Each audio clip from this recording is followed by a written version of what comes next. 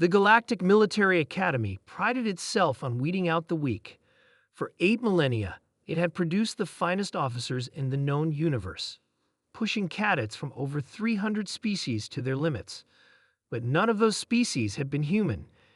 Drill Surgeon Krav, with his 4 compound eyes and chitinous exoskeleton, watched the newest batch of recruits with thinly veiled contempt. 19 cadets from across the galaxy stood at attention, and one, the first human ever admitted, stood out like a supernova in empty space. Cadet Thomas, Krav clicked, mandibles twitching with distaste. Your species' homeworld is classified as a death world. Explain this to your classmates. Thomas cleared his throat. Unlike his alien counterparts with their varied appendages, iridescent scales, and environmental suits, he looked almost disappointingly plain.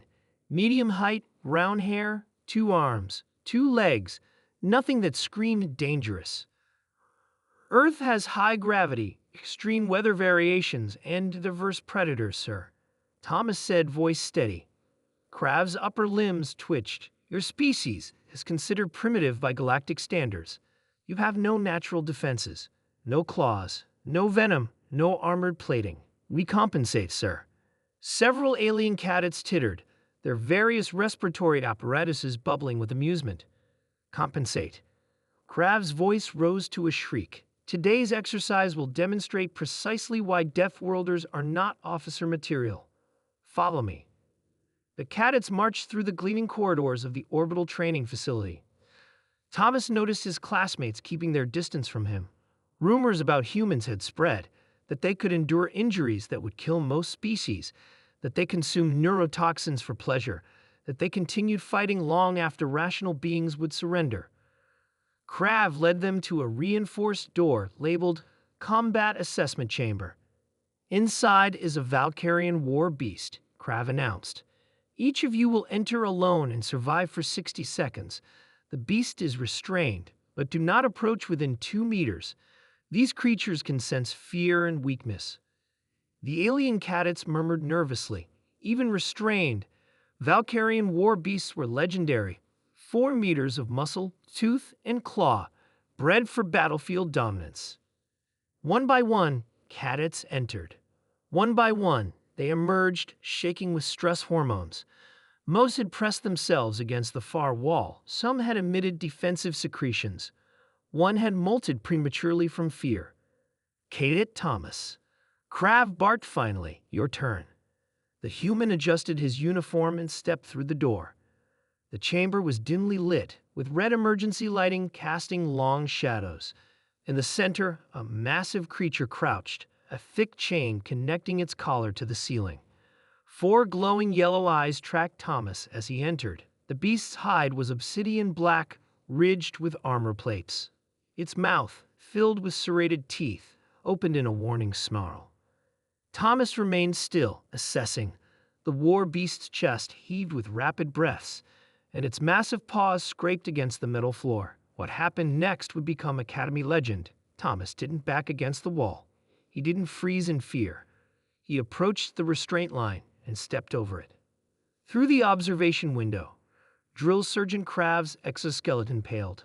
Stop! Abort the test, he shouted, but regulations required full completion once begun. Thomas walked slowly toward the beast, which had gone quiet, watching him with predatory focus. The human's posture was relaxed yet confident. The war beast growled, a sound so deep it vibrated the floor plates. Thomas stopped 2 paces from the creature, then did something incomprehensible to the watching aliens. He lowered himself to one knee, making himself vulnerable. The war beast lunged, only to be stopped short by its chain. Its jaws snapped mere centimeters from Thomas's face. The human didn't flinch. He simply waited, meeting the creature's gaze. A minute passed. The beast's growls softened. 2 minutes. The beast's aggressive posture relaxed slightly. 3 minutes, well beyond the test parameters, and Thomas slowly raised his hand. He's going to lose that limb, whispered an octopoid cadet.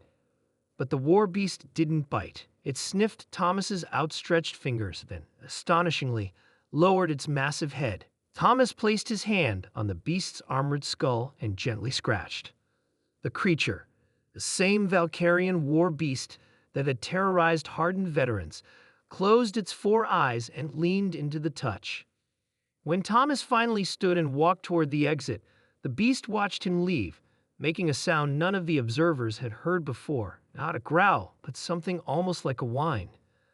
The door sealed behind Thomas. The observation room was absolutely silent. "What did you do?" Krav finally demanded, mandibles clicking rapidly in distress. "I recognized another apex predator, sir," Thomas explained calmly. "On Earth, we have similar creatures. The beast wasn't mindlessly aggressive. It was establishing dominance and territory. I showed respect without showing fear." "Impossible," a silver-skinned instructor whispered. "Those beasts are bred to kill." "Anything can be tamed with the right approach," Thomas said. "Even creatures from Deathworlds." The words hung in the air, a reminder that the human himself was such a creature. That evening, Drill Sergeant Krav called an emergency meeting with the Academy's administration. "Humans don't just survive Deathworlds, they master them," Krav explained, compound eyes darting nervously. "This wasn't in their species profile. They don't conquer through superior technology or biological advantages. They do it by understanding what they face, by adapting." "Are you suggesting we expel Cadet Thomas?" asked the Academy director. "No," Krav said, surprising himself. "I'm suggesting we prepare ourselves. Today, Thomas tamed a war beast. Tomorrow, his species might tame the galaxy." 3 months later, when the squad assignments were announced, Thomas discovered something unprecedented. The Valkyrian war beast, now named Rex, had been officially enlisted as his combat companion. And the other cadets, who once feared the human, now vied for places in his squad. After all, anyone who could turn a war beast into an ally was someone you wanted on your side. Sometimes the most dangerous Deathworlders weren't those with the sharpest claws, but those with the deepest understanding of what made all living things tick: fear, respect, and connection. Humanity's greatest weapon had never been their resilience to harsh conditions. It was their ability to make allies of their enemies. The galaxy would never be the same.